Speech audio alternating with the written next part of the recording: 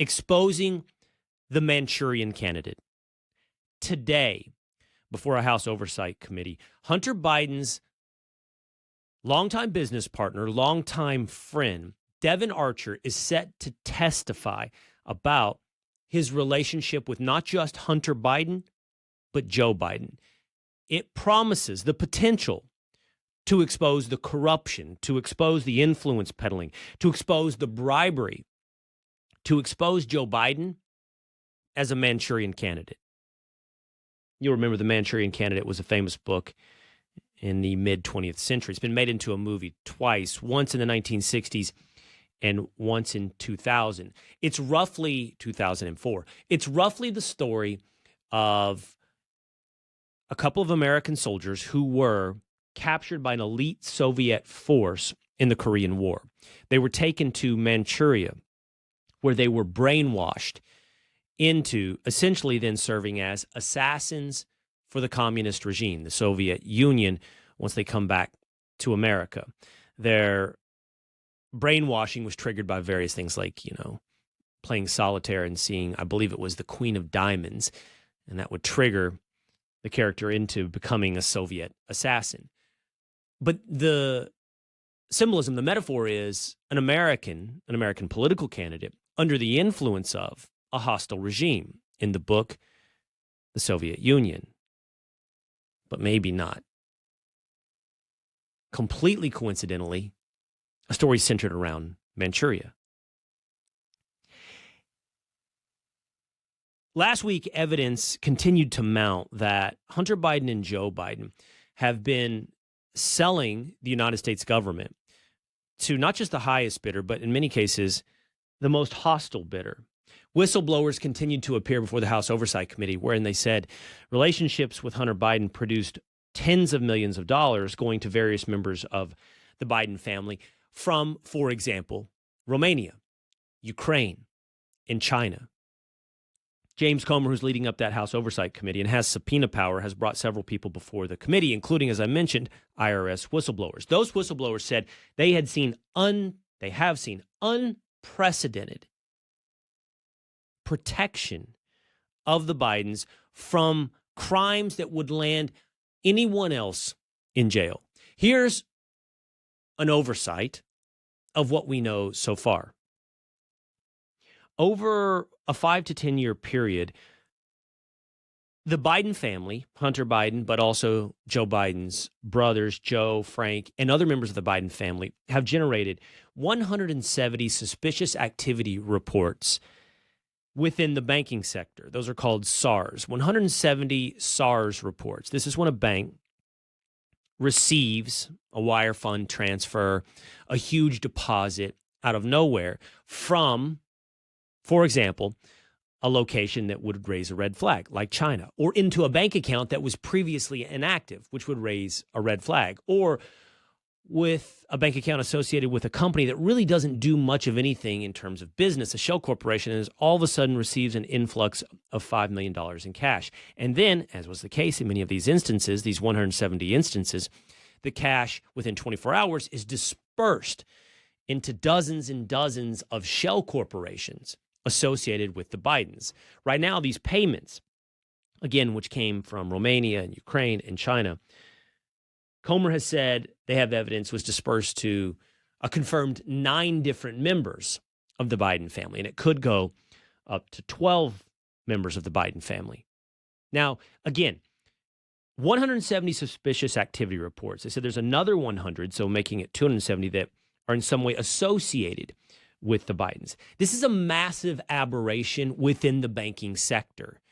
Comer, on the Verdict podcast with Ted Cruz, said he came from the banking industry. And I believe he said when 10 years of working with the banking industry, the bank he was associated with had issued 2 suspicious activity reports in a 10-year time frame. For 170 to be accumulated within one family is a massive red flag. And it's a red flag that makes its way to the Treasury Department. When a bank turns in a suspicious activity report, it goes to the Treasury Department. IRS investigators are assigned. And eventually then it would get notified to the Department of Justice. These all started accumulating, they suggest, somewhere around 2017, 2018. But IRS investigators were called off of looking into these suspicious activity reports.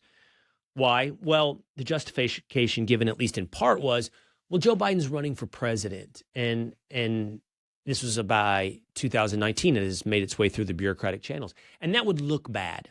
It would look bad for us to initiate investigation into a political candidate. It would look political. You remember, you've heard that type of thing before.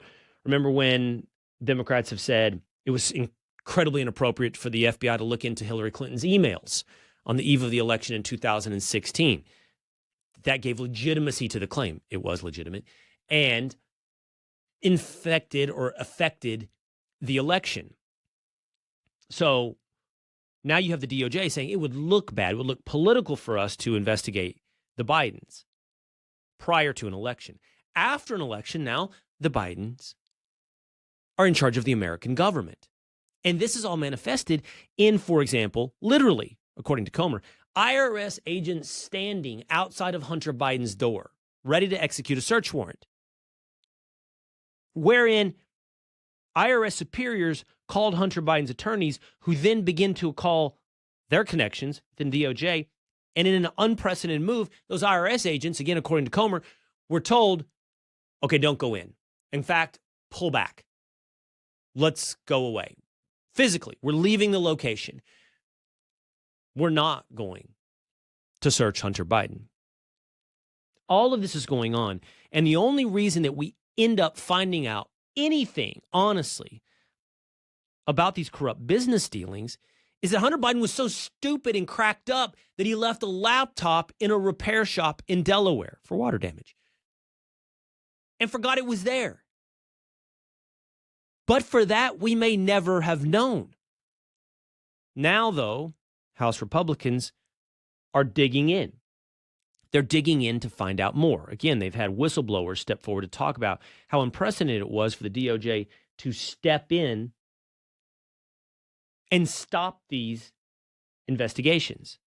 You can have, apparently, moments of hope, good actors, whistleblowers from the IRS.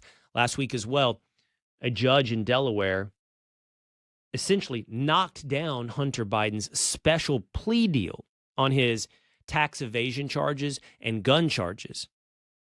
What happened there was essentially akin to a deal that was offered to Jeffrey Epstein, which is you plead to this one deal and everything else will go away under a sealed agreement.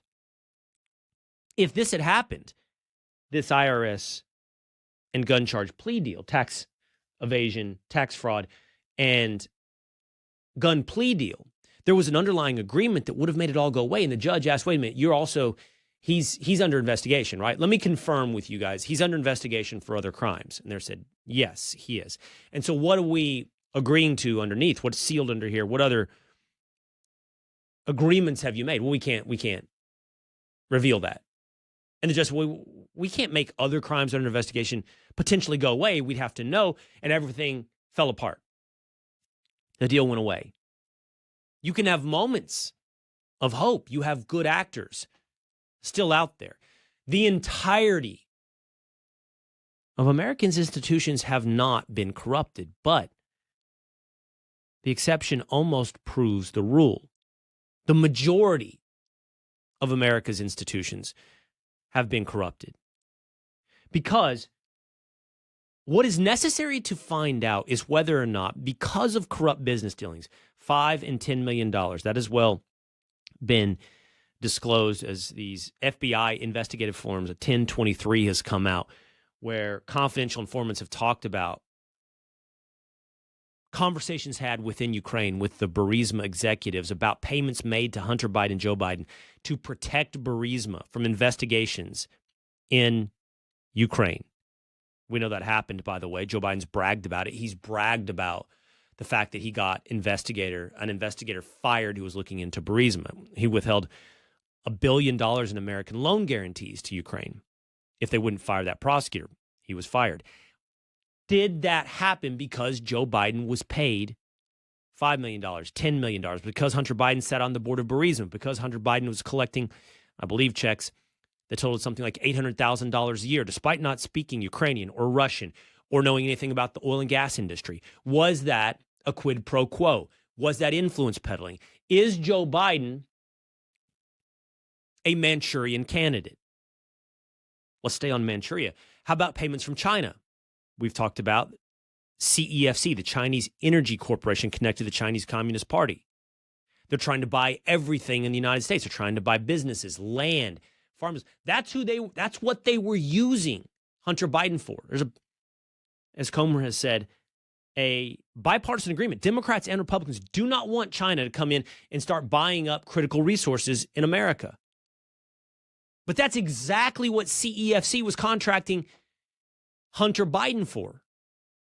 To have Joe Biden run the traps, clear the hurdles, so that they could continue purchases of critical resources in the United States of America. Is Joe Biden, the president of the United States, a Manchurian candidate? And have our critical institutions, the FBI and the DOJ, been corrupted to protect a Manchurian candidate? Either inadvertently or advertently, then in turn protecting hostile powers to the United States of America like China. And why would they do that? Simply to once again avoid Trump? These are the questions that we need the answer to. And maybe today we begin to find that answer, but not without a fight. Over the weekend, Devin Archer received a letter. The Department of Justice sent a letter to the Southern District of New York. Archer, by the way, has been convicted in another case where he defrauded Native American tribes, and that case is up for appeal. Out on appeal, he will be appearing before the House Oversight Committee to talk about his business dealings with Hunter Biden. Apparently, Devin Archer is holed up. According to the Daily Mail, he's in hiding. He's in fear for his family.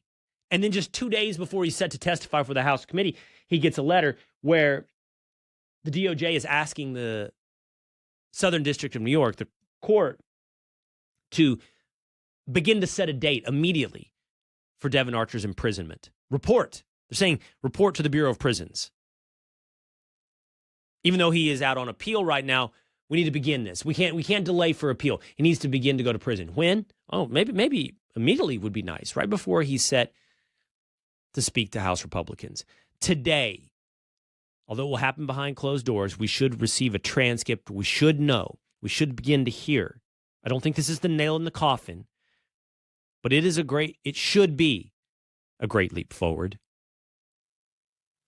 He said self-aware. A great leap forward in exposing whether or not Joe Biden is a Manchurian candidate. Hey, it's Will Cain. Click here to subscribe to the Fox News channel on YouTube. It's the best way to get our latest interviews and highlights. And click to subscribe to the Will Cain Podcast for full episodes right now.